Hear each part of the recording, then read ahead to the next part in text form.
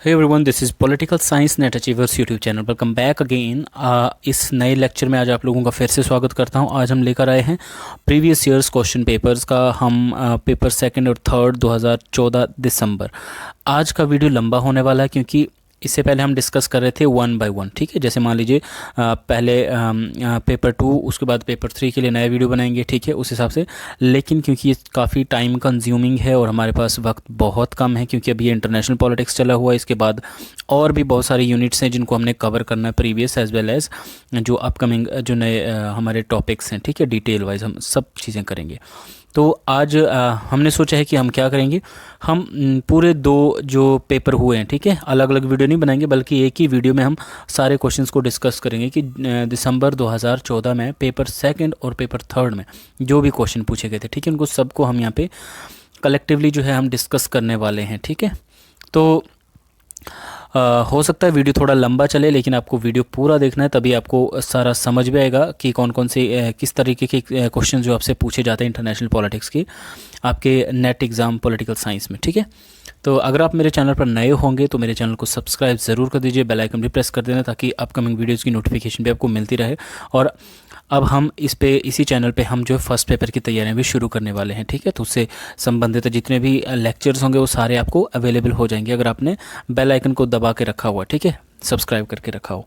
तो चलिए ज़्यादा वक्त नहीं लेंगे, हम शुरू करते हैं आज का क्वेश्चन। ठीक है, आज का वीडियो शुरू करते हैं, जिसमें सबसे पहले जो क्वेश्चन है वो गेम थियरी से पूछा गया था। ठीक है, दिसंबर 2014 पेपर सेकंड है ये। ठीक है, तो गेम थ्योरी से पूछा गया था। गेम थ्योरी से रिलेटेड एक बुक लिखी गई है जो पूछा गया था कि ये बुक किसने लिखी। ठीक है, तो देखिए, खेल सिद्धांत the theory of games and economic behaviour शीर्षक की प्रमुख कृति गहन रूप से जुड़ी हुई है।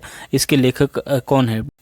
तो John von Neumann and Oskar Morgenstern, ये इनकी बहुत इंपॉर्टेंट बुक है और आपने मुझे कमेंट में इसका ईयर बताना कि ये बुक कौन से ईयर आई हुई है। ठीक है, तो ये जो बुक है इनकी किससे रिलेटेड है? गेम थ्योरी से रिलेटेड है। हालांकि इन्होंने जो है इकोनॉमिक्स की कोई इसमें मैथमेटिकल थियरी दी हुई है। ठीक है, जैसे they conceived a ground breaking mathematical theory of economics, ठीक है, and social organization based on a theory of game. इन्होंने जो है इकोनॉमिक्स और सोशल ऑर्गेनाइजेशन की एक मैथमेटिकल थियरी दी है। ठीक है, जो कि किस पे आधारित है? गेम स्ट्रेटेजी पे। ठीक है, गेम थ्योरी की स्ट्रेटजी पे ये आधारित है। ठीक है, इनकी जो एक्सप्लेनेशन है इसमें। ठीक है, तो इन्होंने ये बुक जो लिखी है वो किस पे आधारित है? गेम थ्योरी के ऊपर आधारित है। और किसने लिखी है book? John von Neumann and Oskar Morgenstern ने, the theory of games and economic behaviour. ठीक है, नेक्स्ट इंपॉर्टेंट क्वेश्चन देखते हैं। सेकंड क्वेश्चन भी बहुत इंपॉर्टेंट पूछा गया था, जो कि आज ही हमने जो मोस्ट एक्सपेक्टेड क्वेश्चन का जो वीडियो डाला है। ठीक है, उसमें भी हमने ये कोटेशन जो डिस्कस की हुई है कि हंस जे मॉर्गेंथु का ये मानना था कि पावर क्या है? पावर है एक व्यक्ति की दूसरे व्यक्ति के मस्तिष्क और क्रियाओं पर जो नियंत्रण करना होता है। ठीक है, उसी को हम क्या कहते हैं? शक्ति कहते हैं। The power of a man over the minds and action of the other man. ठीक है, दूसरे व्यक्तियों के माइंड और उनके एक्शन पर जो है क्या करना? कंट्रोल करना है कहीं ना कहीं। ठीक है, इसी को जो है पावर कहते हैं। ठीक है, तो किसने कहा है कि राजनीति के संदर्भ में शक्ति का अर्थ क्या है? एक व्यक्ति की दूसरे व्यक्ति के मस्तिष्क और क्रियाओं पर शक्ति। ठीक है, तो ये हंस जे मॉर्गेंथु ने कहा है। हंस जे मॉर्गेंथु बहुत इंपॉर्टेंट नाम है इंटरनेशनल पॉलिटिक्स के कॉन्टेक्स्ट में जब हम रियलिज्म की बात करते हैं। ठीक है, and these lines have been taken from politics among nation, इनकी बुक है। अब आपने बताना है मुझे कमेंट करके कि पॉलिटिक्स अमंग नेशन कब, ये तो यहाँ पे बताया हुआ है। ठीक है, 1948 में ये the struggle for power and peace, book by Hans J मॉर्गेंथु, published in 1948। ठीक है, तो हंस जे मॉर्गेंथु की बुक कब आई है? 1948 में। कौन सी? पॉलिटिक्स अमंग नेशन, हंस जे मॉर्गेंथु। और उन्होंने क्या कहा है कि पावर क्या है? Power is a man's control over the activities and mind of the other man's. ठीक है, नेक्स्ट इंपॉर्टेंट क्वेश्चन देखते हैं। नेक्स्ट जो इंपॉर्टेंट क्वेश्चन है दैट ये मैच करने के लिए क्वेश्चन आया था, जिसमें ट्रीटीज़ थी कुछ। ठीक है, और उनका ईयर था कि कौन सी ट्रीटी जो किस ईयर आई है, ये आपने मैच करना था। जो सॉल्ट है, ठीक है, सॉल्ट 2, ठीक है, salt mean strategic arms limitation talk. ठीक है, ये 1979 में आया था। और आपने मुझे कमेंट में बताना है कि साल्ट 1 कब आया था। ये तो साल्ट 2 है। ठीक है, तो नेक्स्ट वन था PTBT, इसको हम पार्शल टेस्ट बैन ट्रीटी कहते हैं, जो 1963 में आई थी ट्रीटी ये। ठीक है, and atom for piece proposal, ये 1953 में था। ठीक है, and INF means intermediate nuclear force treaty. ठीक है, ये 1987 में था। ठीक है, ये तो था इनका ईयरली वाइज। ठीक है, अब थोड़ा सा हम इसको डिटेल में डिस्कस करेंगे। जैसे अगर हम साल्ट की बात करें, ठीक है, साल्ट टू, तो स्ट्रेटेजिक आर्म्स लिमिटेशन टॉक्स, ठीक है, were 2 round of bilateral talk and corresponding international treaties involving the किस के बीच में हुई थी साल्ट टू, ये थी यूनाइटेड स्टेट एंड यूएसएसआर के बीच में हुई थी on the issue of armament control. तो बस आपने ये याद रखना कि साल्ट कब आई है, ठीक है, किसके बीच में हुई है, और इसका मेन इशू क्या था, वो था आर्मामेंट को कंट्रोल करना था, निशस्त्रीकरण को बढ़ावा देना था, या शस्त्रों की दौड़ को जो है कंट्रोल में करना था। यूनाइटेड स्टेट ऑफ अमेरिका और यूएसएसआर के बीच में ये हुई थी, ठीक है। नेक्स्ट हम पीटीबीटी की बात कर रहे थे जो 1963 में आया था, ठीक है, पार्शियल टेस्ट बैन ट्रीटी। ये साइन की गई थी किसके द्वारा, government of USSR, UK and USA, Moscow में 3 देशों की सरकारों ने पीटीबीटी को जो साइन किया गया था है, ठीक है। और 5 अगस्त 1963 के बाद क्या हुआ, ये कब हुआ था, ये साइन कब हुआ था, 5 अगस्त 1963 को, ठीक है, before being open for signature by other countries, ठीक है। दूसरे देशों के लिए भी इस ट्रीटी को जो सिग्नेचर के लिए ओपन कर दिया गया था, लेकिन उससे पहले इस ट्रीटी को किसने साइन किया था, यूएसएसआर, यूके एंड यूएसए ने 5 अगस्त 1993 के, जिसमें भी कहीं ना कहीं टेस्ट बैन ट्रीटी में मतलब जो हथियारों, जो आपका जो परमाणु परीक्षण था, ठीक है, उसको बैन करना था, ठीक है, इस तरह की एक संधि थी ये, ठीक है। नेक्स्ट हम देखते हैं, नेक्स्ट था एटम फॉर पीस, जो मैच करने के लिए इसमें पूछा गया था, 1953 का था। देखिए एटम फॉर पीस क्या था, it was a title of the speech, ठीक है, एक स्पीच दी गई थी, ड्वाइट डी आइजनहावर जो यूएसए के प्रेसिडेंट थे, ठीक है, उनके द्वारा एक स्पीच दी गई थी, उस स्पीच का टाइटल था एटम फॉर पीस, ठीक है, atom for peace 1953। It was a title of a speech delivered by US president Dwight D Eisenhower to the United Nation General Assembly on 8 December 1953 को, ठीक है। यूनाइटेड नेशन जनरल असेंबली में जो है ये भाषण दिया गया था ड्वाइट डी आइजनहावर के द्वारा, कब दिया गया था, 8 दिसंबर 1953 को, ठीक है। एक 8 दिसंबर डेट बहुत इंपॉर्टेंट है 1967 की, जब आसियान एग्जिस्टेंस में आया था, ठीक है, जब आसियान बना था 8 दिसंबर 1967 को, ठीक है। यहाँ भी 8 दिसंबर 1953 किस लिए जानी जाती है, ये जो आपके आइजनहावर है, ठीक है, इन्होंने जो भाषण दिया था उस भाषण का जो टाइटल था वो था एटम फॉर पीस, ठीक है, शांति के लिए कहीं ना कहीं इन्होंने बात की, शांति स्थापना के लिए। नेक्स्ट था the international range nuclear force treaty, INF जिसको कहते हैं शॉर्ट फॉर्म में, ये 1987 में एक एग्रीमेंट था, किसके बीच में था, यूएसए और यूएसएसआर के बीच में ये एग्रीमेंट हुआ था, ठीक है। तो ये जो हमने मैच करने के लिए यहाँ पे पूछे गए थे, ठीक है। तो इसी तरीके से इंटरनेशनल पॉलिटिक्स में जो है अलग अलग ट्रीटीज़ या कोई कन्वेंशंस हुई हैं, ठीक है, या कोई एग्रीमेंट्स हुए हैं, ठीक है, उनको मैच करने के लिए पूछा जाता है, ठीक है। नेक्स्ट हम क्वेश्चन देखते हैं कि कौन सा क्वेश्चन नेक्स्ट पूछा गया था। नेक्स्ट क्वेश्चन भी बहुत इंपॉर्टेंट क्वेश्चन पूछा गया, that which factor contributed to the emergence of new detente, नव शिथिलता की तरफ जो कंट्रीब्यूशन देने वाला कौन सा फैक्टर था जिसने कहीं ना कहीं न्यू डिटेंटे या नव शिथिलता को कायम करने में आफ्टर कोल्ड वॉर, ठीक है, उसको कायम करने में जो एक इम्पॉर्टेंट कंट्रीब्यूशन निभाया या इम्पॉर्टेंट कंट्रीब्यूशन दिया है, ठीक है। तो वो कौन सा फैक्टर था, वो था जब 1987 में जो यूएसएसआर और यूएसए के बीच में जो एक ट्रीटी पर साइन किया गया था, ठीक है, the signing off the INF treaty. कौन सी थी ये, INF intermediate nuclear force treaty थी, जिसको हिंदी में क्या कहेंगे, मध्यवर्ती परमाणु बल संधि, ठीक है। ये रीगन और गोर्बाचेव के बीच में जो है ये ट्रीटी जो साइन की गई थी, ठीक है। आपने हर तरीके से इस क्वेश्चन को याद रखना है कि किसके बीच में साइन की गई थी, या तो देशों के नाम याद रखने, या तो इन देशों के लीडर्स के नाम याद रखने, ठीक है, और कब की गई थी, 1987 में, ठीक है। ये जब ट्रीटी साइन की गई थी, तो इस ट्रीटी ने जो कंट्रीब्यूशन दिया था न्यू डिटेंटे या नव शिथिलता को लाने में, ठीक है। डिटेंटे मीन्स शांति कायम करना, ठीक है। तो मध्यम श्रेणी के आणविक हथियारों को समाप्त करने हेतु 1987 में अमेरिका एवं सोवियत संघ के बीच INF संधि पर हस्ताक्षर किए गए थे। क्यों किए गए थे, ये मध्यम श्रेणी के जो आणविक हथियार थे, ठीक है, उन हथियारों को समाप्त करने हेतु, ठीक है, कहीं ना कहीं डिसआर्मामेंट पे जो है एक संधि ये की गई थी, ठीक है, 1987 में। ये बहुत इंपॉर्टेंट क्वेश्चन है, थोड़ा सा और डिटेल में देखते हैं डिटेंटे क्या है। Detente is a easing of strain relation, ठीक है, स्ट्रेन रिलेशन मतलब बिगड़ते या ख़राब होते हुए संबंधों को जो है आसान करना, ठीक है, specially in a political situation में जो है कहीं ना कहीं ख़राब होते हुए संबंधों को सुधारना है, ठीक है, डिटेंटे शांति कायम करना।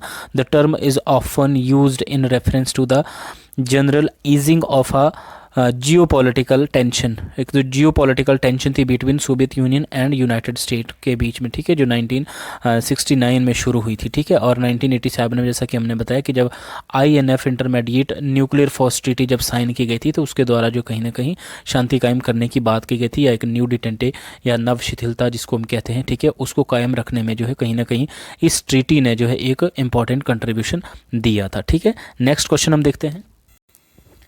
नेक्स्ट इंपॉर्टेंट क्वेश्चन है असर्शन और रीजन से पूछा गया था, ठीक है। असर्शन या अभिकथन आपके सामने क्या था कि उत्तर स्वतंत्रता काल में भारत ने विदेश नीति के अंतर्गत गुटनिरपेक्षता को चुना। भारत ने क्या किया, जब स्वतंत्र हुआ भारत उसके बाद भारत ने क्या किया, गुटनिरपेक्षता को चुना, ठीक है, नॉन अलाइनमेंट को चुना भारत ने। क्यों, इसका कारण था कुछ कि भारत जो हाल ही में स्वतंत्र हुआ था और भारत जो है स्वतंत्रता के बाद जब पूरा विश्व जो है या पूरे विश्व के देश जो दो गुटों में बंट रहे थे, ठीक है, तो ऐसे समय में भारत किसी भी गुट में शामिल नहीं होना चाहता था या अपने लिए दुश्मनी नहीं बढ़ाना चाहता था, ठीक है।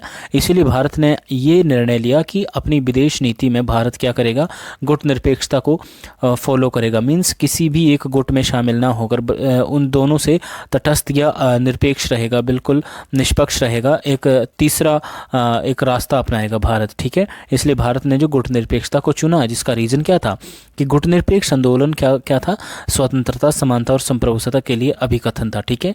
मतलब गुटनिरपेक्ष आंदोलन के माध्यम से बात की जाती थी स्वतंत्रता की, समानता की और संप्रभुता की, ठीक है। संप्रभुता सोवरेनिटी ऑफ किसी पर्टिकुलर नेशन की, अपनी एक सोवरेनिटी की बात की जाती थी, ठीक है। इक्वालिटी की बात की जाती थी और लिबर्टी की बात की जाती थी।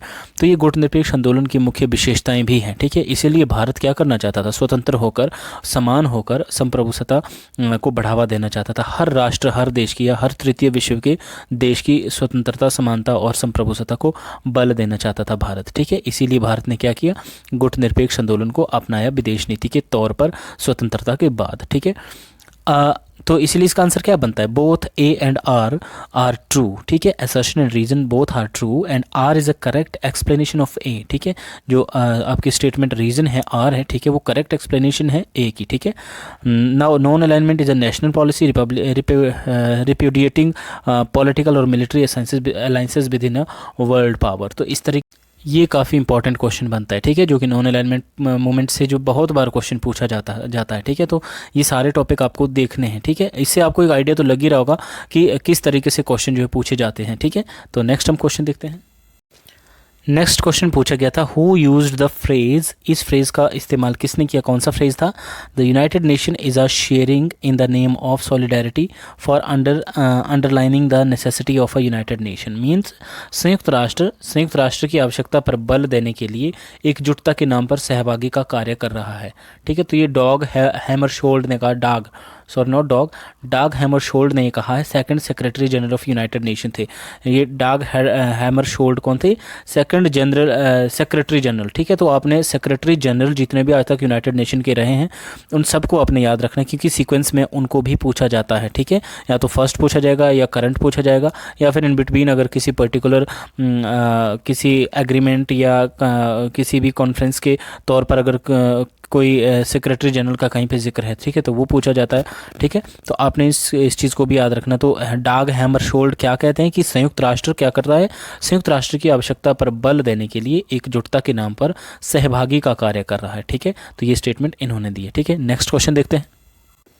नेक्स्ट क्वेश्चन था कि जो आपका जो न्यू है, ठीक है, न्यू इंटरनेशनल इकोनॉमिक ऑर्गेनाइजेशन, नव अंतर्राष्ट्रीय अर्थव्यवस्था के लिए पहली बार मांग कब की गई। तो देखिए न्यू से क्वेश्चन आया हुआ, ठीक है। इसके लिए कब मांग की गई थी, the demand for the new international economic order was first made at अल्जीरियस summit. कौन से समिट में ये मांग की गई थी, अल्जीरियस समिट, ठीक है। गुट निरपेक्ष देशों का अल्जीरियस जो सम्मेलन था 1973 में हुआ था, ठीक है। और 1974 में यूएनओ की महासभा के द्वारा न्यू का प्रस्ताव स्वीकार किया गया था, ठीक है। तो देखिए किस तरीके से क्वेश्चन यहाँ पे पूछा गया है। हो सकता है इस तरीके से पूछा जाए कि अल्जीरिया सम्मेलन कब हुआ था, मैच करने के लिए 1973, उसमें विशेष क्या था कि न्यू की मांग की गई, ठीक है। और 1974 में क्या हुआ, न्यू की महासभा द्वारा यूएनओ की महासभा के द्वारा न्यू का प्रस्ताव स्वीकार भी कर लिया गया था, ठीक है। 1973 में जो अल्जीरिया सम्मेलन हुआ वहाँ पे मांग उठी और 1974 में यूएनओ की महासभा के द्वारा जो है न्यू इंटरनेशनल इकोनॉमिक ऑर्गेनाइजेशन को जो प्रस्ताव जो है उसको स्वीकार कर लिया गया था, ठीक है। तो बहुत इंपॉर्टेंट क्वेश्चन है ये। नेक्स्ट इंपॉर्टेंट क्वेश्चन हम देखते हैं। नेक्स्ट क्वेश्चन था शॉपकीपर डिप्लोमेसी के बारे में पूछा था। काफ़ी इंटरेस्टिंग क्वेश्चन है। देखिए डिप्लोमेसी के भी अलग अलग टाइप्स हैं, ठीक है। इनको हम डिटेल में आने वाले लेक्चर्स में हम डिस्कस करेंगे, वैरायटीज़ जो अलग अलग तरह की डिप्लोमेसी की बात की गई, ठीक है। फिलहाल यहाँ पे पूछा गया था कि शॉपकीपर डिप्लोमेसी की फ़ीचर क्या नहीं है। तो आपके पास 4 ऑप्शन है, जिसमें से जो करेक्ट है मैंने यहाँ पे दे दिए हैं, और जो गलत था वो भी मैं आपको बताऊँगा कि क्या इसके बारे में गलत ऑप्शन दिया हुआ था, ठीक है, जिसको हमने अलग करना था, ठीक है। फिलहाल यहाँ पे हम देखते हैं कि फीचर्स ऑफ शॉपकीपर डिप्लोमेसी, दुकानदारी कूटनीति की जो मेन फीचर्स होती है वो क्या होती है। It is based on peaceful approach, ठीक है। ये एक कहीं ना कहीं शांति की बात करती है, ठीक है। एक शांति प्रिय दृष्टिकोण के ऊपर आधारित है, ठीक है। इस डिप्लोमेसी के द्वारा कहीं ना कहीं देशों के द्वारा जो है क्या किया जाता है, शांति को कायम या शांति को स्थापित करने की कोशिश की जाती है, ठीक है। That is why the shopkeeper diplomacy is based on peaceful approach. Second one, that it is a means of diplomacy for maintaining peace through compromises, ठीक है। compromises या समझौतों के माध्यम से भी कहीं ना कहीं इस डिप्लोमेसी के द्वारा जो क्या किया जाता है, पीस या शांति को स्थापित करने की या उसको मेंटेन करने की कोशिश की जाती है, ठीक है। तो ये है। Third one, it is based on the sound business principle of moderation, ठीक है। मतलब संतुलन के अच्छे व्यवसाय के सिद्धांत पर आधारित इसमें संतुलन रहता है, ठीक है। और जो गलत ऑप्शन था इसमें वो ये दिया गया था कि ये केवल युद्ध द्वारा राष्ट्रीय हित की रक्षा का प्रयास करता है। तो देखिए इसमें ऑलरेडी पहले ही बात की जा रही है कि ये क्या क्या है, शांति पर स्थापित एक दृष्टिकोण है, ठीक है, शॉपकीपर डिप्लोमेसी। तो जाहिर सी बात है युद्ध का तो यहाँ पे कोई जिक्र है ही नहीं, ठीक है। तो वो जो गलत ऑप्शन था तो हमने उसको अलग करना था कि वो उसकी फीचर नहीं है, ठीक है। The shopkeeper diplomacy is characterize as practical, open minded, candid and compromising diplomacy के तौर पर इसको जो है माना जाता है, ठीक है। ओपन माइंडेड है, प्रैक्टिकल है, ठीक है, कॉम्प्रोमाइजिंग है, ठीक है। तो ये इंपॉर्टेंट है। नेक्स्ट देखते हैं। नेक्स्ट क्वेश्चन आसियान के कंटेक्स्ट में पूछा गया था, that correct about association of south east Asian nation, ठीक है। इनके बारे में जो करेक्ट जो स्टेटमेंट्स थी उनको हमने डिफाइन करना था, ठीक है, कि कौन कौन सी चीज़ें जो आसियान के बारे में सही हैं और कौन कौन सी गलत है। इस तरीके से क्वेश्चन पूछा गया था। फिलहाल आसियान के संदर्भ में, आसियान आपको पता है कि 8 अगस्त 1967 को बना है, ठीक है। ASEAN association of south east Asian nation इसकी फुल फॉर्म है, ठीक है। फर्स्ट इंडिया आसियान समिट, ठीक है। अब देखिए आसियान के अंतर्गत जो उसके जो इस्टेब्लिश करने वाले जो देश थे, उसके बाद जो दूसरे देश जो जुड़े उसमें भारत नहीं था, ठीक है। लेकिन फिर भी भारत के आसियान के साथ संबंध हैं, ठीक है। इसलिए पहला जो इंडिया और आसियान का जो समिट हुआ था वो कब हुआ था, नवंबर 2002 में हुआ था, ठीक है। ये आपने याद रखना है। Second one important things about ASEAN, that ASEAN declared south East Asia nuclear weapon free zone इन 1995 में आसियान ने क्या साउथ ईस्ट एशिया को जो है न्यूक्लियर वेपन फ्री जोन जो है घोषित किया 1995 में, ठीक है। और ASEAN is working to remove trade barriers. ASEAN किस चीज़ के लिए काम कर रहा है, ट्रेड बैरियर्स को रिमूव करने के लिए, जो व्यापार संबंधी जो बाधाएं हैं उनको ख़त्म करने के लिए कोशिश कर रहा है। And develop economic relationship with, किन के साथ है जो इकोनॉमिक रिलेशंस को डेवलप करने की कोशिश कर रहा है ये, China, Japan and South Korea, ठीक है। China, Japan and South Korea, ठीक है। तो ये भी आपने याद रखना है। ASEAN is a political and economic organization, किस तरह की ऑर्गेनाइजेशन है ये, पॉलिटिकल और इकोनॉमिक ऑर्गेनाइजेशन है आसियान, ठीक है। और इसमें 10 मेंबर्स हैं, ठीक है। South east Asian country, 10 south east Asian countries हैं जिन्होंने 8 अगस्त 1967 को जो आसियान को बनाया है, ठीक है। लेकिन देखिए जब आसियान बनाया गया तो उस टाइम आसियान की कंट्रीज़ जो मेंबर कंट्री थी कितनी थी, 5 थी, ठीक है। 1967 में IPS था। देखिए ये ज़रूरी नहीं कि मैं IPS था सच में, लेकिन ये मैंने शॉर्ट ट्रिक बनाया हुआ है। आगे आने वाले क्वेश्चन में आपके साथ फिर से मैं इसको डिस्कस करूंगा कि मैं 1967 में IPS था, मतलब है 1967, ठीक है, जब आसियान बना। मैं IPS था, I for Indonesia, P for Philippines, S for Singapore and other में फॉर मलेशिया एंड था मीन्स थाईलैंड, ठीक है। तो इस तरह से 5 जो इसकी कंट्रीज़ हैं जिन्होंने जब आसियान को बनाया था। तो हो सकता है इस तरह से भी आपसे क्वेश्चन पूछा जाए कि जब आसियान बना था तो कौन सी इसमें मेंबर कंट्री थी या कौन सी नहीं थी। तो आपने ट्रिक याद रखना है, इसका निमोनिक्स याद रखना है। 1967 में मैं IPS था, ठीक है। नेक्स्ट क्वेश्चन देखते हैं। नेक्स्ट क्वेश्चन है सकारात्मक शांति के बारे में पूछा गया था। पॉजिटिव पीस इम्प्लाइज, ठीक है, पॉजिटिव पीस का मतलब क्या है या सकारात्मक शांति का क्या अभिप्राय है? ट्रांसफॉर्मेशन ऑफ रिलेशन, ठीक है, ट्रांसफॉर्मेशन ऑफ रिलेशनशिप्स, ठीक है, रिलेशनशिप्स को जो ट्रांसफॉर्म करना, संबंधों का अंतरण, ठीक है। देखिए पॉजिटिव पीस क्या होता है? Positive peace is filled with positive content, ठीक है, such as restoration of relationship, ठीक है। इसमें कहीं ना कहीं जो आपके रिलेशंस होते हैं, ठीक है, उनको रिस्टोर मतलब उनको दोबारा से पुनर्व्यवस्थित करना, ठीक है, जो उनकी जो पहले की व्यवस्था थी, ठीक है, एक शांतिप्रिय व्यवस्था, वहाँ पर दोबारा से अपने संबंधों को वैसे स्थापित करना, ठीक है। The creation of social system, एक ऐसे सोशल सिस्टम को क्रिएट करना that serve the needs of whole population, जो सोशल सिस्टम सभी लोगों की आवश्यकताओं के लिए काम करेगा। And the constructive resolution of conflicts, ठीक है, constructive resolution of conflicts means आपके अंदर अगर आपके बीच में कोई वाद विवाद हो रहे हैं, ठीक है, तो उनका एक कंस्ट्रक्टिव एक जो है रेजोल्यूशन निकालना, ठीक है, एक शांतिप्रिय तरीके से एक जो है समाधान निकालना आपके कॉन्फ्लिक्ट्स का, ठीक है। तो इस तरह से बात की जाती है पॉजिटिव पीस के अंतर्गत, ठीक है। तो ये भी इंपॉर्टेंट क्वेश्चन था। नेक्स्ट हम क्वेश्चन देखते हैं दिसंबर 2014 के पेपर 3 में जो क्वेश्चन पूछे गए थे, ठीक है। सबसे पहले कौन था उसमें?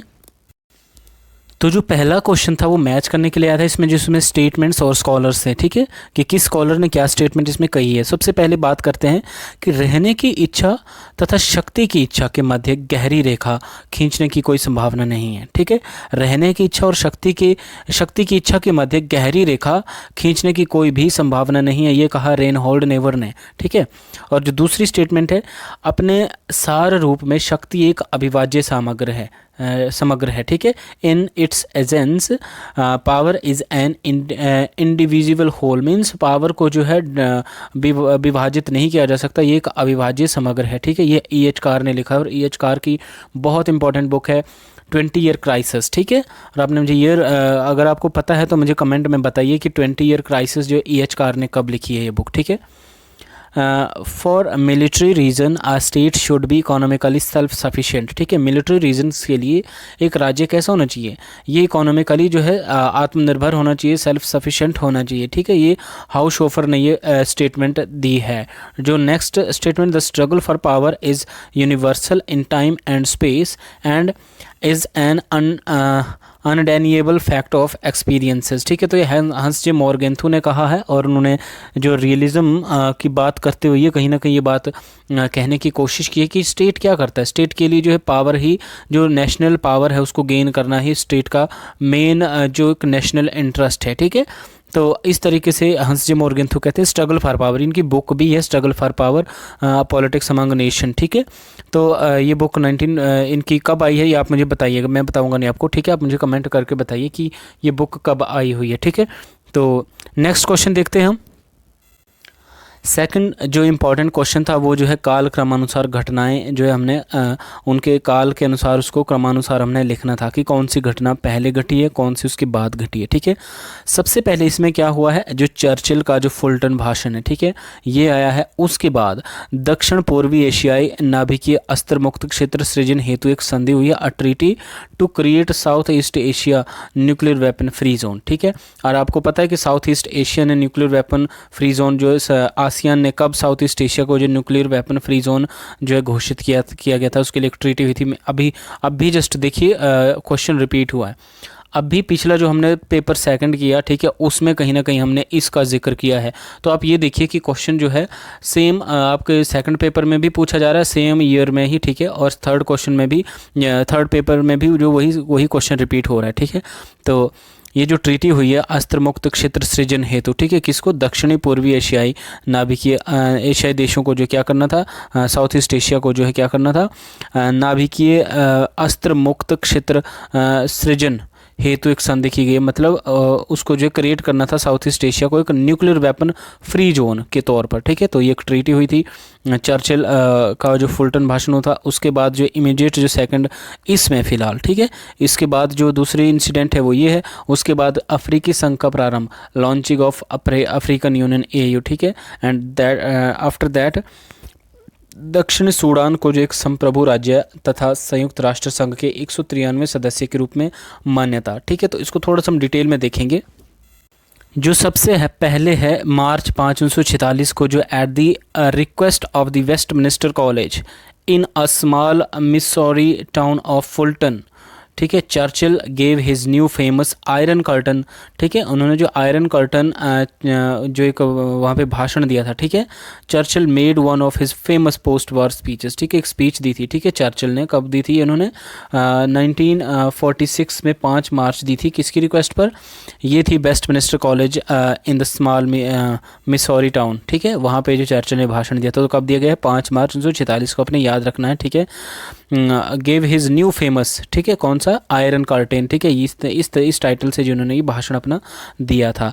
नेक्स्ट जो इमीडिएट हमने वो देखा, इसमें जो हमने देखा कि साउथ ईस्ट एशिया को जो nuclear weapon free zone treaty जो हुई थी, ठीक है, तो ये कब हुई थी, 1995 में हुई थी, ऑन द और द बैंकॉक, इसको बैंकॉक ट्रीटी भी कहते हैं, is a nuclear weapon moratorium treaty between 10 south east Asian member state, ठीक है, जो आपको पता है कि आसियान के कितने मेंबर्स हैं, 10 हैं, ठीक है, तो उनके बीच में एक ट्रीटी हुई थी 1995 में, जिसमें इन्होंने जो साउथ ईस्ट एशिया को जो है न्यूक्लियर वेपन फ्री जोन जो है जो है घोषित किया था, ठीक है।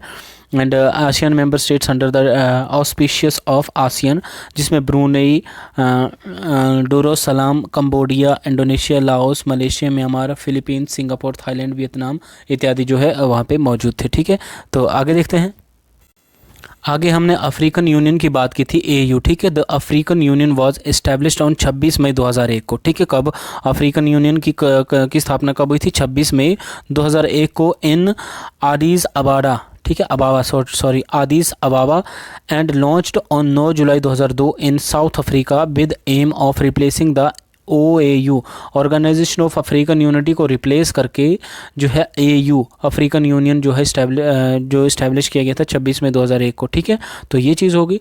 And next one was the general Assembly on 14 July 2011 admitted the Republic of south Sudan. South Sudan को कब जो है एक सॉवरेन स्टेट के तौर पर जो मान्यता दी गई, 14 जुलाई 2011 को, और उसके साथ साथ जो है साउथ सूडान 193वां member of the United Nation भी बना था, ठीक है।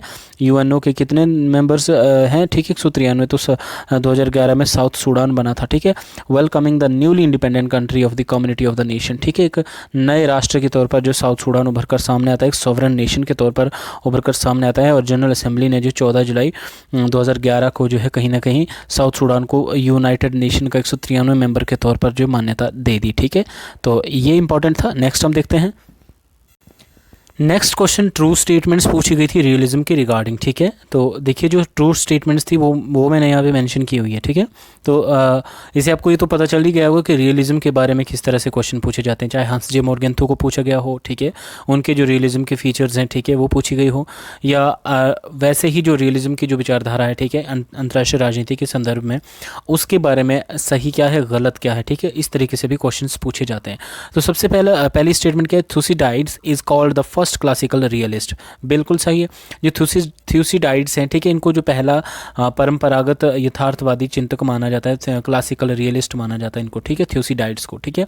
Second one, power is the key to international politics, बिल्कुल रियलिज्म के अंतर्गत जो ये बात मानी जाती है कि पावर क्या है, ये की है, ठीक है। पावर जो है की एलिमेंट है अंतर्राष्ट्रीय राजनीति का। मतलब अंतर्राष्ट्रीय राजनीति के संदर्भ में अगर हम देखें तो जितने भी देश हैं वो क्या करते हैं, पावर को गेन करना चाहते हैं, ठीक है। कहीं ना कहीं उनका जो नेशनल इंटरेस्ट है वो भी पावर है, इसीलिए राष्ट्रीय हित को भी कहीं ना कहीं शक्ति के संदर्भ में डिफाइन किया गया है, ठीक है। इसमें जैसे हम हंस जे मॉर्गेंथो की बात कर रहे थे, तो यही बात है कि पावर जो है अंतर्राष्ट्रीय राजनीति के अंतर्गत जो है की एलिमेंट माना जाता है। सारे देश जो है कहीं ना कहीं पावर को ही गेन करना चाहते हैं, एक दूसरे को इन्फ्लुएंस करना चाहते हैं पावर के माध्यम से, ठीक है। तो ये नेक्स्ट वन कि the main goal of state is survival, ठीक है। जाहिर सी बात है, कोई भी पर्टिकुलर जो इंटरनेशनल सिस्टम है, जो भी एक पर्टिकुलर स्टेट है, उसका जो मेन गोल है वो क्या है, सर्वाइवल, ठीक है। और सर्वाइवल के लिए ही वो कहीं ना कहीं पावर को गेन कर रहा है, ठीक है। क्योंकि अगर मान लीजिए किसी के पास कम पावर है या दूसरा उसको डोमिनेट कर रहा है तो वो सर्वाइव नहीं कर पाएगा वो देश, ठीक है। इस तरीके से अपने सर्वाइवल के लिए जो है नेशनल इंटरेस्ट को जो इन्होंने कहीं ना कहीं नेशनल पावर के तौर पर माना है, ठीक है। इसीलिए कोई भी स्टेट है वो क्या करना चाहता है, ज़्यादा से ज़्यादा पावर को गेन करना चाहता है अपने सर्वाइवल के लिए, ठीक है। Next one, that all state possess power to inflict some harm on its सभी राज्यों के पास जो है कहीं ना कहीं अपने पड़ोसी को नुकसान पहुंचाने की शक्ति का जो सामर्थ्य होता है, ठीक है, इतनी पावर तो होती ही है इंटरनेशनल सिस्टम में। अगर प्रैक्टिकली देखा जाए, रियलिटी में देखा जाए, तो जितने भी स्टेट्स हैं, ठीक है, उनके पास कहीं ना कहीं इतनी पावर तो है ही है कि वो अपने पड़ोसी राज्यों को जो है इन्फ्लुएंस कर सकते हैं, ठीक है, उनको कहीं ना कहीं नुकसान या क्षति पहुँचा सकते हैं, ठीक है ना। रियलिस्ट थिंक्स, जो यथार्थवादी वो क्या सोचते हैं, that human kind is self centred, कि मनुष्य कैसा है, वो सेल्फ सेंटर्ड है, एंड कॉम्पिटिटिव, एक दूसरे के साथ कंपटीशन करना चाहता है। जैसे अगर हम एक पर्टिकुलर इंडिविजुअल की बात करें, ठीक है, फिर आप उसी को जो ब्रॉडर सेंस में ले लीजिए, पूरे नेशन की बात करें, तो कोई भी नेशन है वो जो सेल्फ सेंटर्ड है और कहीं ना कहीं एक कॉम्पिटिटिव फीलिंग रखता है, ठीक है, दूसरे देश से आगे निकलना चाहता है। State is most important actor, वही बात है कि राज्य जो है इंपॉर्टेंट एक्टर है इंटरनेशनल सिस्टम में, रियलिज्म के अंतर्गत ये माना जाता है, ठीक है। And it is unitary and autonomous, ठीक है, because it speaks and act with own one voice, ठीक है, ये यूनिटरी है और ऑटोनमस है, ठीक है, ये सिर्फ ये it speaks and act with one voice. Power of the state is understood in term of it military capability, जो पर्टिकुलर नेशन या पर्टिकुलर स्टेट की जो पावर है उसको किस कॉन्टेक्स्ट में जो है अंडरस्टैंड किया जा सकता है, उसकी मिलिट्री कैपेबिलिटी कैसी है, ठीक है। तो ये उसकी मिलिट्री कैपेबिलिटी के आधार पर जो किसी भी पर्टिकुलर स्टेट या पर्टिकुलर नेशन की जो पावर को जो है मेजर किया जा सकता है, ठीक है। तो ये सारी चीज़ें जो है रियलिज्म के अंतर्गत मानी जाती है, ठीक है। बाकी हम आने वाले लेक्चर्स में डिटेल में हम बात करेंगे कि रियलिज्म क्या होता है और क्या क्या इसके मेन टीनेट्स हैं, ठीक है। नेक्स्ट क्वेश्चन देखते हैं।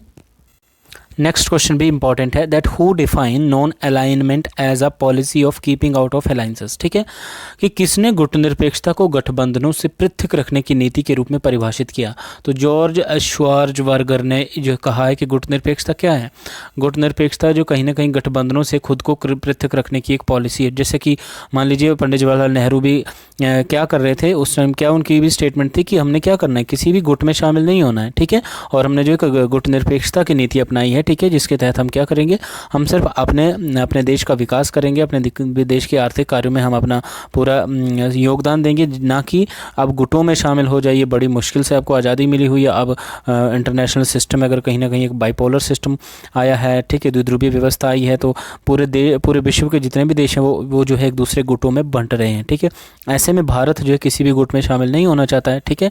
तो भारत क्या कर रहा है, गुटनिरपेक्षता को जो है प्रमोट कर रहा है, और गुटनिरपेक्षता का मतलब है किसी भी मतलब अपने आप को गठबंधनों से दूर रखना, ठीक है। तो जॉर्ज श्वार्ज़बर्गर भी यही कहते हैं कि गुटनिरपेक्षता को जो इन्होंने गठबंधनों से पृथक रखने की नीति के रूप में परिभाषित किया कि गुटनिरपेक्षता क्या है, जब आप अपने आप को गठबंधनों से पृथक रखते हो, ठीक है।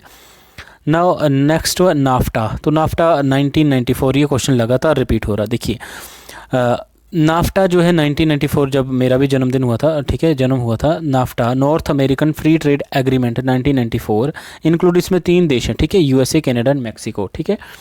तो creating a trilateral rules based trade block in north America, the agreement came into force on 1 जनवरी 1994 को एग्रीमेंट आया है।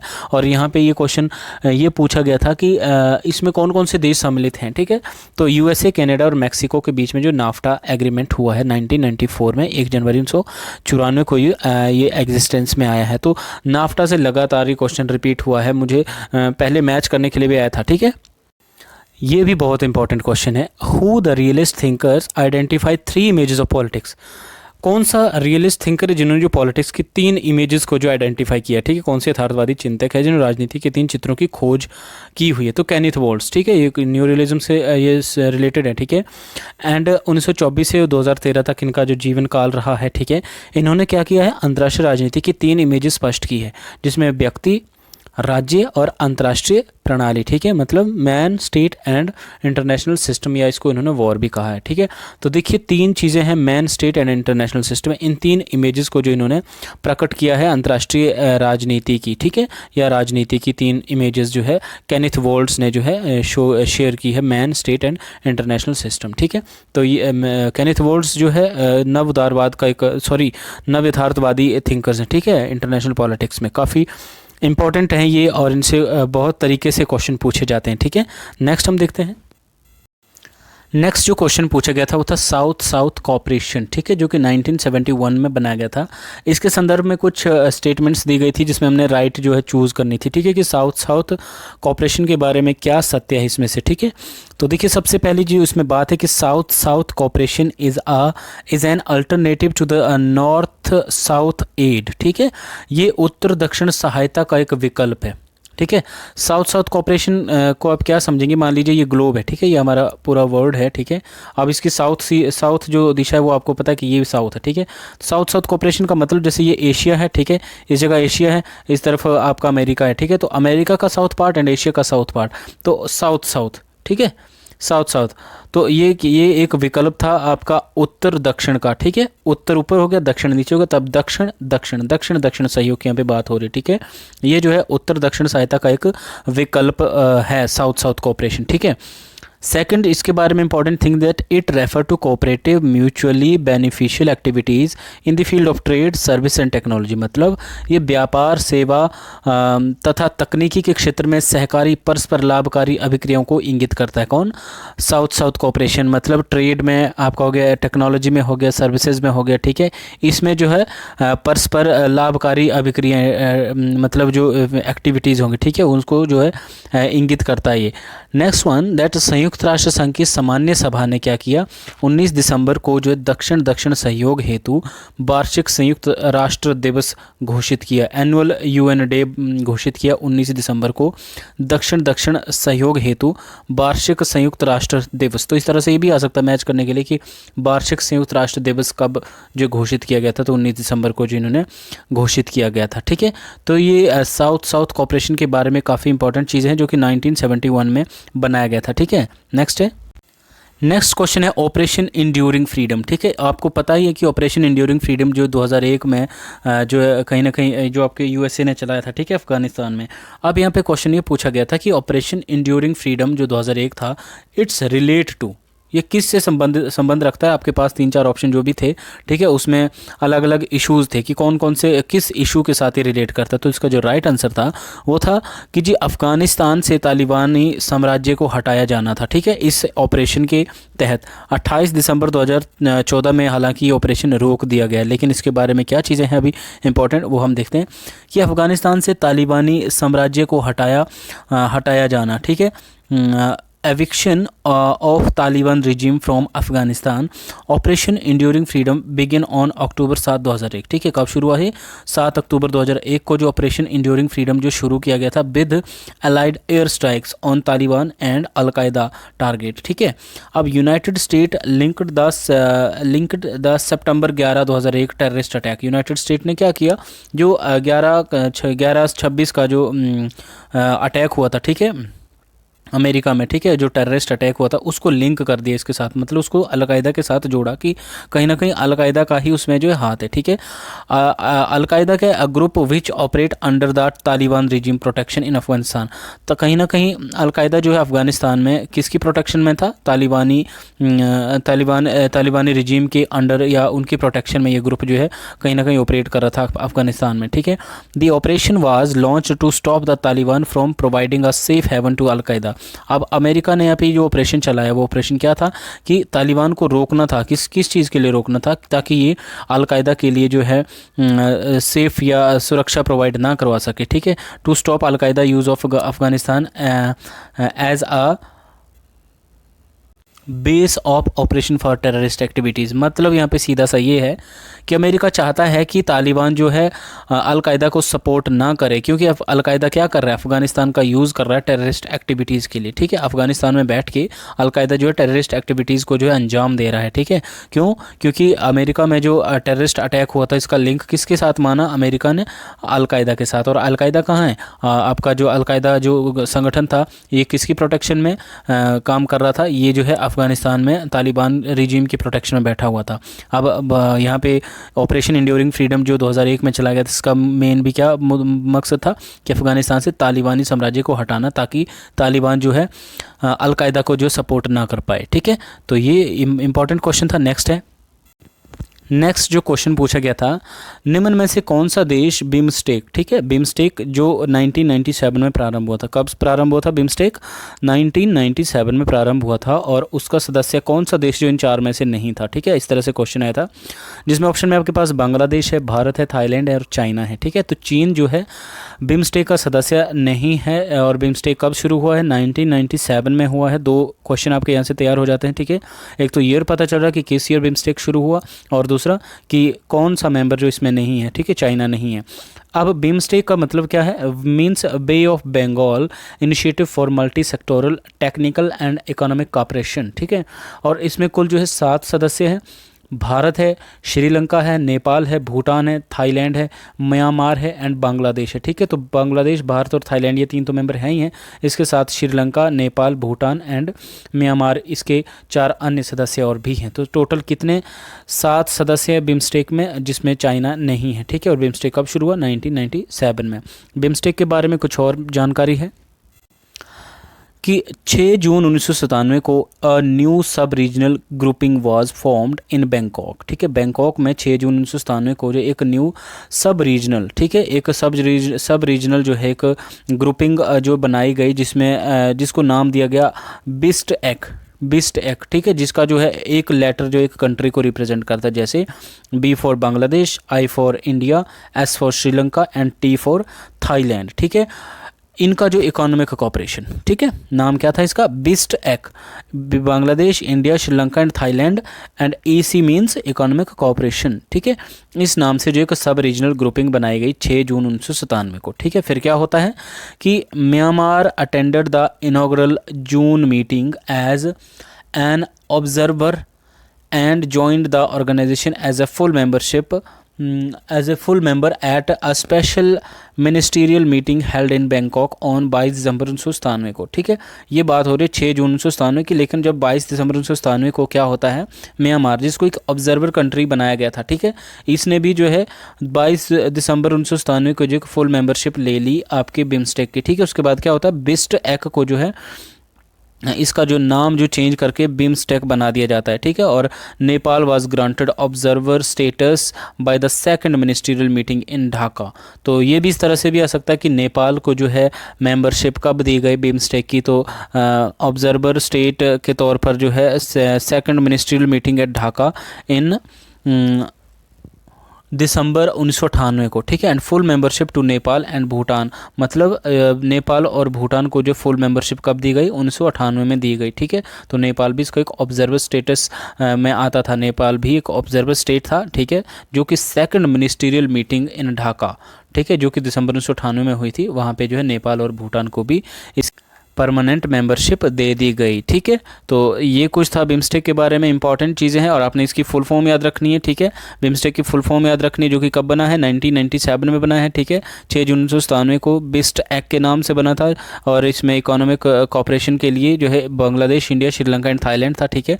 इसके बाद म्यांमार जो 22 दिसंबर 1997 को उसका मेंबर बना, और उसके बाद जो नेपाल एंड भूटान भी इसके मेंबर बने दिसंबर 1998 में, ठीक है। और चाइना इसका मेंबर नहीं है, ठीक है। तो इसमें 7 मेंबर हैं, ठीक है, आपने याद रखने सारे, ठीक है। नेक्स्ट हम क्वेश्चन देखते हैं। नेक्स्ट जो क्वेश्चन था वो आसियान के बारे में पूछा गया था कि आसियान के बारे में क्या सत्य नहीं है, ठीक है। अब जो सत्य है वो मैंने सारी चीज़ें यहाँ पे लिख दी, और जो नहीं था वो हमने इसका अलग कर दिया हुआ, ठीक है। तो आसियान के संदर्भ में आप ये चीज़ देख लीजिए, आसियान क्या है? आसियान है association of south east Asian nation, और आपको अभी सेकंड पेपर में भी मैंने इसके बारे में बताया। और देखिए फिर से क्वेश्चन रिपीट हुआ, जो जिस चीज़ के बारे में सेकंड पेपर में पूछा गया उसी क्वेश्चन के बारे में या उसी कंटेंट के बारे में जो पेपर थर्ड में भी पूछा जा रहा है, ठीक है। तो आसियान के बारे में अगर हम इंपॉर्टेंट चीज़ें देखिए तो it declared objective is regional piece and stability. इसका जो घोषित लक्ष्य वो क्या है? क्षेत्रीय शांति व स्थिरता है, ठीक है। आसियान क्या, ठीक है, कि क्षेत्रीय स्तर पर शांति व स्थिरता लाना है, ठीक है। ये आसियान का जो है इम्पॉर्टेंट एक लक्ष्य। और आसियान कब बना है? आसियान बना है 8 दिसंबर 1967 को, ठीक है। और इसके आजकल 10 मेंबर है, ठीक है। Now second one that it is intended to promote cooperation in social and economic, culture, scientific and administrative sphere, ठीक है। कल्चर, साइंटिफिक और एडमिनिस्ट्रेटिव स्फेयर में, इकोनॉमिक स्फेयर में जो है कहीं ना कहीं एक दूसरे को जो है कोऑपरेट करना, ठीक है। तो ये भी इसका एक मेन यहाँ पे मकसद है, ठीक है। Next one, Malaysian prime minister Abdul Razak जो मलेशिया के प्राइम मिनिस्टर, और मलेशिया भी जो है आसियान का मेंबर है, ठीक है। He announced that ASEAN was not committed to any political ideology, उन्होंने ये अनाउंस किया था कि आसियान जो है किसी पर्टिकुलर पॉलिटिकल आइडियोलॉजी को कमिट नहीं करता है, ठीक है। ये किसी पर्टिकुलर कोई पर्टिकुलर पॉलिटिकल आइडियोलॉजी नहीं है, ठीक है। ये जस्ट एक कॉपरेशन के लिए बना है, रीजनल कॉपरेशन के लिए बना है, रीजनल पीस और स्टेबिलिटी के लिए बना है, ना कि किसी विचारधारा को फॉलो करने के लिए बना हुआ, ठीक है। तो ये प्राइम मिनिस्टर अब्दुल रज़ाक ने कहा था, जो कि मलेशिया के प्राइम मिनिस्टर थे, ठीक है।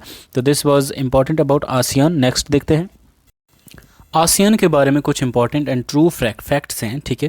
जैसे कि मैंने ऑलरेडी बताया कि 8 अगस्त 1967 को जो है association of south East Asia nation जो है, एशियन नेशन जो है बनाया गया, ठीक है, आसियान के तौर पर, जिसमें 5 इसकी जो इसको इस्टेब्लिश करने वाली जो कंट्री थी, 5, ठीक है। तो वो थी आपकी इंडोनेशिया है, मलेशिया है, फिलीपींस है, सिंगापुर एंड थाईलैंड है। और इस तरीके से क्वेश्चन भी पूछा जाता है कि इसको जब इस्टेब्लिश किया गया था उस वक्त आसियान के कितने मेंबर थे, या कौन कौन से मेंबर थे, या कौन कौन से उसमें से नहीं थे, ठीक है। तो आपने ये याद कैसे रखना है, Indonesia, Malaysia, Philippines, Singapore and Thailand, ये आपने कैसे याद रखने हैं। 1967 में मैं IPS था, ठीक है। 1967 में IPS था मैं, ठीक है। आप इस लाइन को याद रखिए, कैसे आप IPS थे, ठीक है। 1967 में क्या हुआ, आपका सारा ये आसियान बना, ठीक है, 1967 में। तो IPS था मैं, ठीक है। इसका मतलब क्या हुआ, I for Indonesia, P for आपका फिलीपींस आ गया, S फॉर सिंगापुर आ गया, था फॉर थाईलैंड आ गया, और मैं फॉर मलेशिया आ गया, ठीक है। तो आप किसी भी तरीके से इस निमोनिक को याद रख सकते हो, ठीक है, कि 1967 में मैं IPS था। तो 5 देशों के नाम है इस लाइन के अंतर्गत, और साथ ही एक इम्पॉर्टेंट डेट जब आसियान बनाया गया था, ठीक है। तो इसके बाद जो इसमें देश जुड़े हैं वो आपका ब्रूनेई है, कंबोडिया है, लाओस है, म्यांमार है, ठीक है, बर्मा है और वियतनाम है। अब इन देशों को जो आप किसी भी तरीके से याद रख सकते हैं, ठीक है। सारे अपने मेंबर्स याद रखने, हो सकता है इस तरह से क्वेश्चन पूछा जाए कि कौन कौन से मेंबर आसियान के हैं या कौन कौन से नहीं हैं। तो जो टॉप 10 ये आसियान के जो मेंबर है ये आपको याद रखने पड़ेंगे। या ऐसे पूछा जाता है कि जो ब्रूनेई है, कंबोडिया, ये कब कब इसमें ऐड हुए हैं, ठीक है। तो बहुत तरीके से क्वेश्चन आते हैं, ठीक है। तो its aim including acceleration economic growth को के साथ साथ इसका जो सोशल प्रोग्रेस में भी इसका जो मेन एम था, ठीक है, social culture and evaluating among its members, protecting of regional peace, ठीक है, क्षेत्रीय शांति की सुरक्षा, stability and opportunities for members countries to resolve differences peacefully, ठीक है। अलग अलग देश जो इसके जो मेंबर हैं, ठीक है, उनको जो है रिजॉल्व करने के लिए डिफरेंसेस, उनके जो डिफरेंसेस हैं, ठीक है, अलग अलग देशों के बीच में जो मतभेद है या डिफरेंसेस हैं, उनको जो रिजॉल्व करने के लिए पीसफुली अपॉर्चुनिटी प्रोवाइड करवाना, ये कहीं ना कहीं इस जो है संगठन का, ये जो आसियान जो संगठन है, ठीक है, इसका मेन मुद्दा है, ठीक है। तो नेक्स्ट क्वेश्चन देखते हैं। नेक्स्ट भी बहुत इंपॉर्टेंट क्वेश्चन है कि किस रिपोर्ट में अन्यायपूर्ण विश्व व्यापार साम्राज्य को वैश्विक असमानता वृद्धि हेतु कारण उद्धृत किया गया है, ठीक है। इन विच रिपोर्ट, किस रिपोर्ट में, यहाँ पे कोई रिपोर्ट पूछी गई है, ठीक है। Cites that unjust global trade regime as primary cause of increasing global inequality, मतलब जो आपका जो अनजस्ट, ठीक है, एक आपका जो अन्यायपूर्ण, अनजस्ट मीन्स जो जस्ट नहीं है, ठीक है, गैर कानूनी है, ठीक है। ग्लोबल ट्रेड की यहाँ पे बात की जा रही है, ठीक है, कि आपका जो अनजस्ट ग्लोबल ट्रेड है, ठीक है, उसकी वजह से ग्लोबल इनइक्वालिटी बढ़ती जा रही है, ठीक है। ग्लोबल इनइक्वालिटी या विश्व या वैश्विक असमानता के बढ़ने का जो प्राइमरी कॉज है ग्लोबल ट्रेड है, ठीक है, और वो भी अन्यायपूर्ण वैश्विक व्यापार है आपकी इसमें वैश्विक असमानता के बढ़ने में, ठीक है। तो ये बात किस रिपोर्ट में कही गई है, ये है आपकी मानव विकास रिपोर्ट 2005 की जो ह्यूमन डेवलपमेंट रिपोर्ट है, उसमें कहा गया है कि आपका जो एक ग्लोबल लेवल पर जो अनजस्ट जो ग्लोबल ट्रेड हो रहा है, ठीक है, उसके वो जो है मेन और प्राइमरी कॉज है किसके बढ़ने का, ग्लोबल इनइक्वालिटी के बढ़ने का मेन कॉज है वो, ठीक है।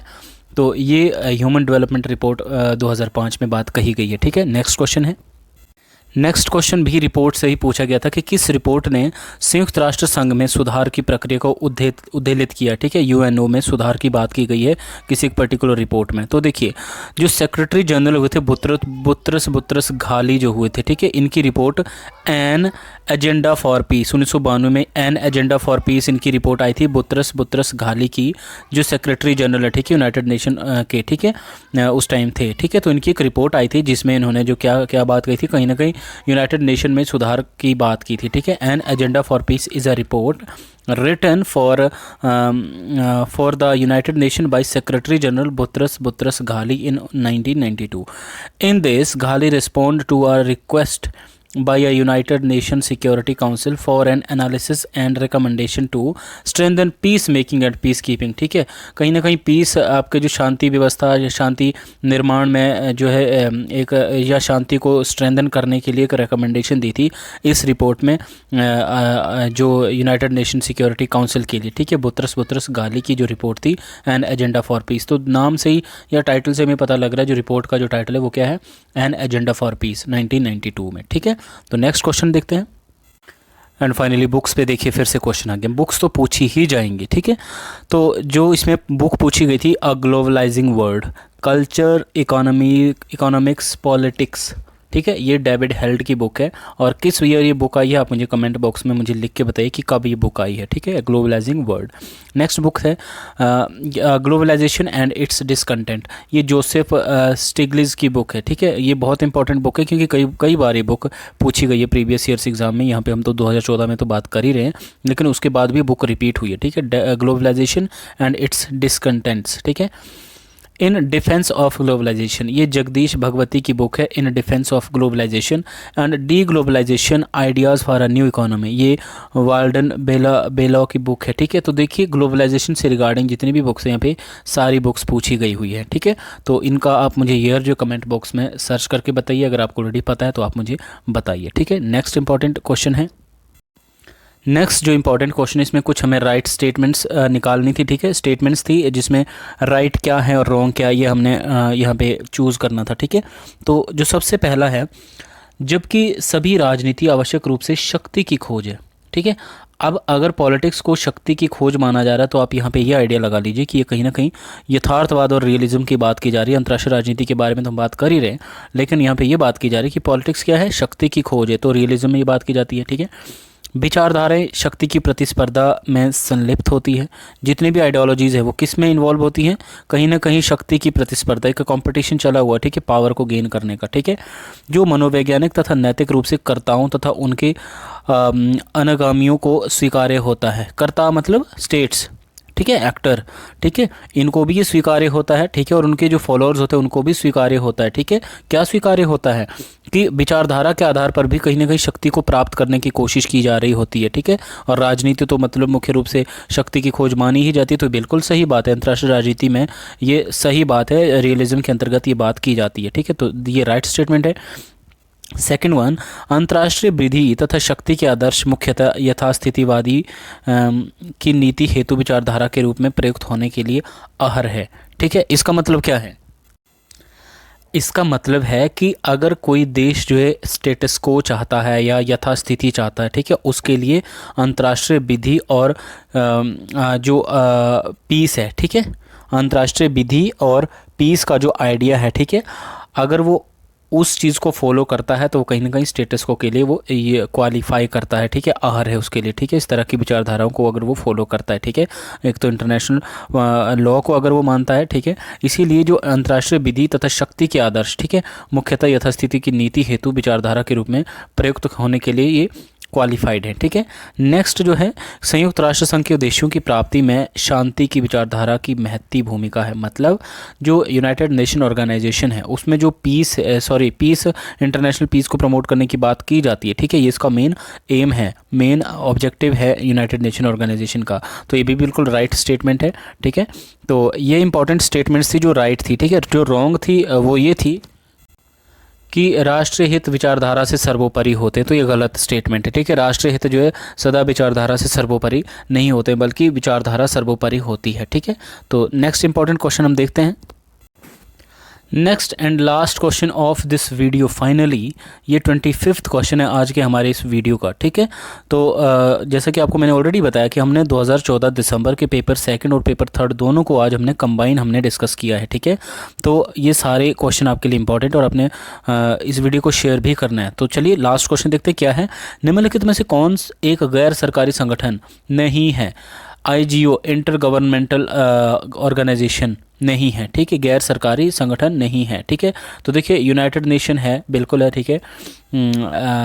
एमिनेंट्री इंटरनेशनल नहीं है, अरब लीग है, अफ्रीकन यूनियन है, ठीक है, ये है, लेकिन एमिनेंट्री इंटरनेशनल इसमें से एक गैर सरकारी संगठन नहीं है, ठीक है, क्योंकि लंदन स्थित तथा 1961 में स्थापित एमिनेंट्री इंटरनेशनल क्या है? मानव अधिकारों के लिए कार्य करने वाला एक गैर सरकारी स्वैच्छिक संगठन है, ठीक है। जबकि ये उपरोक्त कौन से हैं? ये गैर सरकारी संगठन IGO इंटर गवर्नमेंटल ऑर्गेनाइजेशंस है, ठीक है। बाकी के ये है इंटर गवर्नमेंटल ऑर्गेनाइजेशन है, जबकि एमनेस्टी इंटरनेशनल ये इंटर गवर्नमेंटल ऑर्गेनाइजेशन नहीं है, बल्कि ये एक मानवाधिकारों के लिए कार्य करने वाला एक गैर सरकारी स्वैच्छिक संगठन है, ठीक है। तो देखिए ये सारे इंपॉर्टेंट क्वेश्चन रहते हैं हमारे नेट के एग्ज़ाम की प्रेपरेशन के लिए। आई होप आपको बहुत सारे इससे क्वेश्चन ऑलरेडी याद भी होंगे और एक आइडिया भी मिल गया होगा कि आपको किस तरीके से क्वेश्चंस को तैयार करना है, ठीक है। बहुत सारे क्वेश्चन हैं जो पेपर सेकंड और थर्ड में रिपीट भी हुए हैं बार बार, ठीक है। तो ये हम पहुँचे हैं 2014 में, और 2014 से हम 15, 16, 17, 18, 19, 20, 21 तक हम जितने भी अपकमिंग जो भी सारे हुए हैं 14 के आगे भी, तो उन सबको हम डिस्कस करने वाले हैं। अगर आप मेरे चैनल के साथ नए हो तो मेरे चैनल को सब्सक्राइब ज़रूर कर दीजिए, बेल आइकन को भी प्रेस कर दीजिए ताकि आपको अपकमिंग वीडियोज़ की नोटिफिकेशन भी आपको मिलती रहे, ठीक है। तो देखिए दोस्तों, आपके साथ हम भी पढ़ाई कर रहे हैं, काफ़ी अच्छी कोशिशें कर रहे हैं, हम भी पूरी मेहनत करने की कोशिश कर रहे हैं ताकि आप लोगों के लिए एक अच्छा मटेरियल प्रोवाइड करवा सकें, ठीक है। आपको आसान से शब्दों में प्रीवियस क्वेश्चन भी आपको डिस्कस करके दे रहे हैं ताकि आपको थोड़ी सी मदद मिल पाए, ठीक है, जो भी न्यू कमर्स हैं। तो इसीलिए आप मेरे चैनल को ज़रूर सब्सक्राइब कीजिए, थोड़ा सा मुझे भी मोटिवेशन मिल जाएगी, ठीक है, कि नहीं हम अच्छा काम करें और अच्छे लोगों तक जो हमारा जो थोड़ा बहुत ये जो एक कोशिश है ये पहुंच रही है, ठीक है। बाकी आई होप आपकी तैयारियां बहुत अच्छे से चल रही होंगी और अच्छी चलनी भी चाहिए, ठीक है। बेरोज़गारी का दौर है, ये 21वीं शताब्दी है जनाब, तो यहाँ पे थोड़ा सा सीरियस होके काम करना है, ठीक है। तो होप आप सब लोग ठीक हैं और wish you all the very best for your upcoming exams, ठीक है। तो चलिए आज के इस वीडियो को ख़त्म करते हैं, बहुत लंबा वीडियो हो गया है और अगर आप बोर हो रहे होंगे तो उसके लिए क्षमा चाहते हैं, ठीक है। तो कमेंट करके ज़रूर बताइए, वीडियो को लाइक ज़रूर कीजिए और कमेंट करके ज़रूर बताइए कि आपको ये वीडियोस कैसे लग रहे हैं, और जो भी क्वेश्चन आपके लिए मैंने छोड़े उसके आंसर ज़रूर कीजिए कमेंट बॉक्स में, ठीक है। खासकर मैं बुक्स के ईयर छोड़ता हूँ, ठीक है, कि अगर कोई बुक है उसका ईयर कौन सा है, किस साल वो बुक आई है, ठीक है, तो आपने वो मुझे बताना है कमेंट करके, ठीक है। बाकी नेक्स्ट वीडियो में मिलते हैं, तब तक जय हिंद।